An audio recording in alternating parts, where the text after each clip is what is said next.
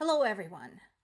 One of the stories circulating throughout news sources, both American and European, is Russia's use of glide bombs for basically targeting civilians. What is a glide bomb?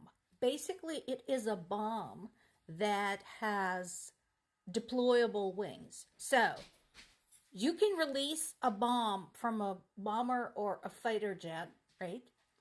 Somewhere, possibly even just outside of Ukraine, in this case. After it's released, the bomb's wings deployed. And since it already has been given some speed by the delivery vehicle, whatever that is, it can fly some distance into Ukraine and fall on whatever. One of the advantages of the glide bombs is that they're actually fairly inexpensive to make. So Russia has been using those indiscriminately across civilian targets, and it has been devastating.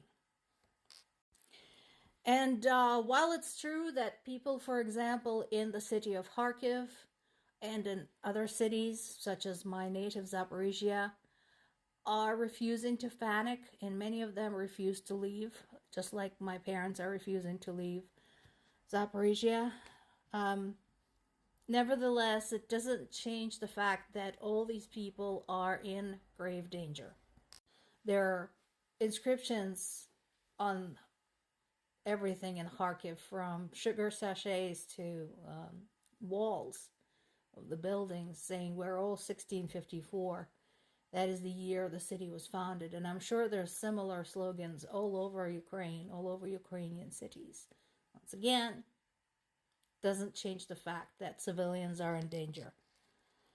Ukraine accused Russia over and over of either targeting civilian objects, schools, malls, hospitals, maternity wards, kindergartens, playgrounds, universities, etc., etc. And one of the worst things about it is at this point, in the cities located close to the front lines, people don't really have an option to leave. This is something that I've asked my parents about many times. My parents are incredibly stubborn and very patriotic, even though interestingly, my dad and my stepmom and my mother, who died, they were all mixed bloods. So they're not like pure Ukrainians or pure Russians or pure anything. But they understand that this invasion targets them. They are Ukrainian citizens. And the reason why they can't leave, or why people in other cities can't leave, is because there's no safe humanitarian corridor from the cities for people to escape. 2 years ago, there was a conversation to at least have some protected channels through which people could leave, and Russia basically refused to guarantee safety of those people. They said that they can assume at any moment that those corridors are being used by the military, and that they can bomb them at any time. So people stay where they are, even though it's dangerous, because there's no place for them to go. There's also some dissent within Ukraine due to the controversial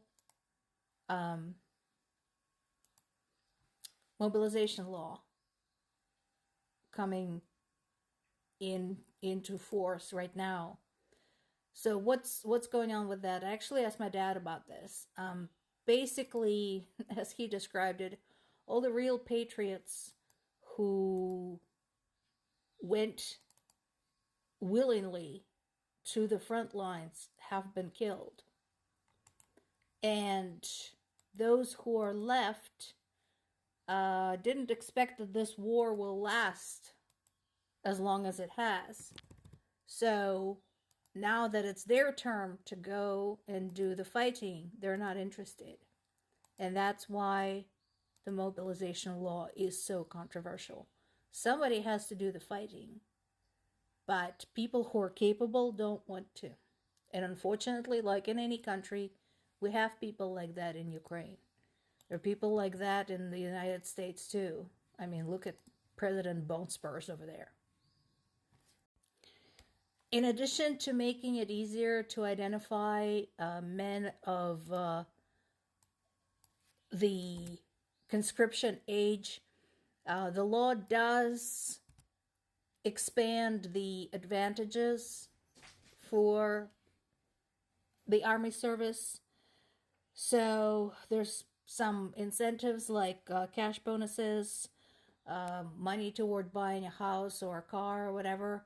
But again, unlike in Russia, in Ukraine, people understand that you can rebuild a house, you can eventually save up for a car, but you can't bring back a human being if they're killed at the front.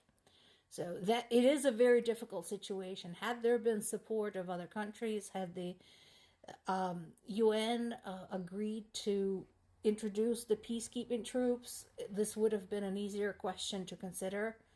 But as it is, remember, Ukrainian armed forces have been fighting in some areas for 10 years now.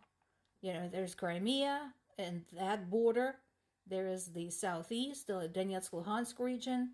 So slowly, bit by bit, they were basically being whittled away. And so now we are facing troop shortages. Given all that, we still have this. Oh my God. Basically, UK and some other allies and the US officials are still on the fence as to whether to keep the condition that Ukraine should not fire into Russia using US weapons or UK weapons or anyone else's weapons. And Ukrainians are right. This is crazy. This is insane. It's ridiculous. Knowing everything that Russia has done to people of Ukraine and continues to do without any scruples, considering Russia has absolutely no problem firing into Ukraine, why shouldn't Ukraine be allowed to use the best means that it has to fire into Russia, especially since Ukraine has established a very solid record of hitting military objects only? This should not be a thing. This should not be a condition. Imagine again if during World War II, the Allied troops were told, well, no, don't fire into Germany. Don't do that. No. Everybody said, fuck that shit, and fired away, including at places like Dresden Art Gallery. Come on. This condition should go away, and, governments should understand this is not a game.